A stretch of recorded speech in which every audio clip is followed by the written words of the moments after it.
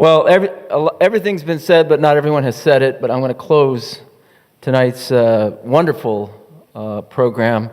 And first, we started 3 years ago. Haris Taran, our director of the D.C. office back then, had this idea of doing Empowering Voices. And so we honored Rashad Hussain and Paul Montiero for our first Empowering Voices. So I want to acknowledge Haris for coming up with this idea and making what we're doing today.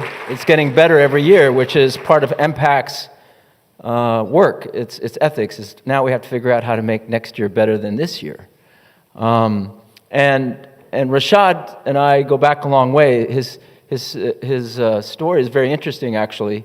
I was nominated to serve on a congressional task force back in 1999 by Richard Gephardt, who was then House Minority Leader. And then all hell broke loose. And they said, how dare Gephardt appoint Salam Al Marayati, an American Muslim with his checkered past, and so on and so forth, to a congressional task force. Anyway, he was forced to rescind the nomination. And so we met with Mr. Gephardt, and we said, okay, if that's going to be the case, then you need to appoint 2 interns to your office that we select. And one of them was Rashad Hussain, who later worked for President Barack Obama and was envoy to the Organization of Islamic Conferences, and now you know his great history. So the point here that I think one of the lessons is, with every crisis comes opportunity. Inna ma'al usri yusra, inna ma'al usri yusra. With each calamity comes relief, with each crisis comes opportunity. People think, well, let's achieve our goals and we just need to have a strategic plan and go through it, but you have to be able to weather the storm. You have to be able to deal with crises. Precious metals come when they have to deal with the blazing furnaces that makes them precious. Martin Luther King wasn't a great leader just because he decided to take a walk in the park every day. It's because he struggled and he faced danger day in and day out. And so with this era that we're dealing with, we are looking at danger in the eye and saying, here is a solution for our society to deal with that danger.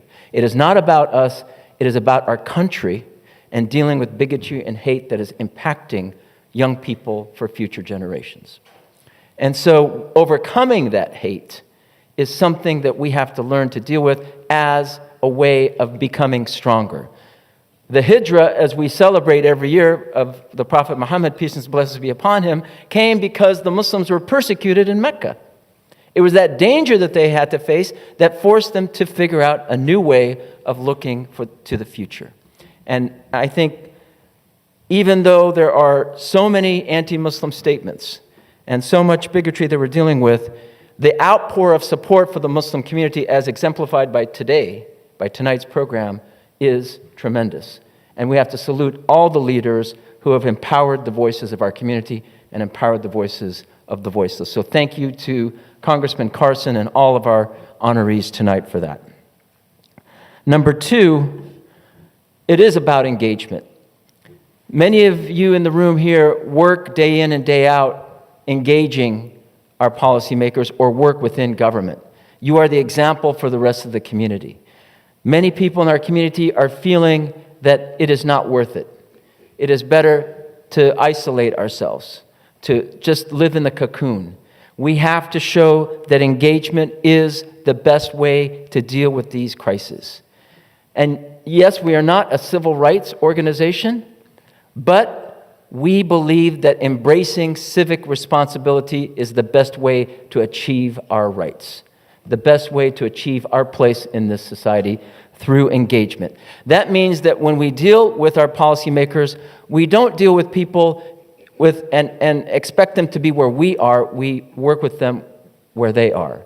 And if the common ground is only 10% or 15%, we engage them and try to make that 15 or 20%, and so on and so forth.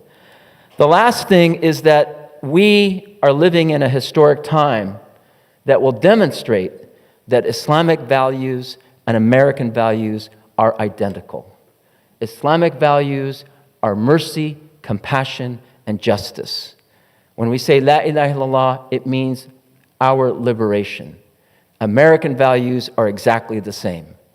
And that will be the way that we push back against any kind of extremism that says that Islam and the West are at war with each other. We say that is the extremist view.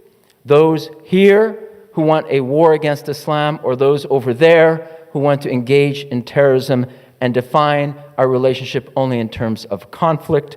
We see that Islam in America is the solution. And to integrate Islam in American society will make America a stronger country and will make Muslims for what they are, to be known for who they are, as opposed to who they are not and what they are not. So it is these Islamic and American values being identical that is important for the rest of the country to know. And with that, I think our Empowering Voices has been a very successful event. It will make our country stronger if we only work for the two things that Islam requires us to work for, justice and human dignity. That will benefit us and benefit everyone else. So with that, I thank all of you for attending, and I want to thank the staff that did a great job. I want to thank the hotel staff also for dealing with us. You notice our two new board members from Atlanta and Flint, Michigan, Imam Clement El Amin and Munir Jundi. We are making MPAC more national. I want to thank Mahmoud Kazmi, who helped us in finding these two new board members and helped us become oriented to look at MPAC from more of a national scope. And your work has been very fruitful for us. Thank you, Mahmoud, for helping out with that. And the many volunteers that work for us, one of the best volunteers is Ilhan. I don't know where she is. But Ilhan works with us day in and day out on religious freedom issues. She helped with the dinner. And she is now the recently appointed board member of the Freer and Sackler Galleries of the Smithsonian Institution. So congratulations to Ilhan for that great achievement. And lastly, there's a guy in the back who's been working, that's making this so impressive. Hasnain Syed, who is our creative director, has made this more Hollywoodish tonight. So we thank you for making the trip out here, Hasnain, and making this a very glitzy event and glamorous. So thank you. And in closing, we recite وَالْعَصْرِ إِنَّ الْإِنسَانَ لَفِي خُسْرٍ إِلَّا الَّذِينَ آمَنُوا وَعَمِلُوا الصَّالِحَاتِ وَتَوَاصَوْا بِالْحَقِّ وَتَوَاصَوْا بِالصَّبْرِ. By the token of time, indeed, humanity is at a loss, except those who attain to faith and grow in their faith and do work for justice and righteousness. And they are those who practice with one another the truth, and they are those who practice with one another patience. And God speaks the truth. Thank you. Salam.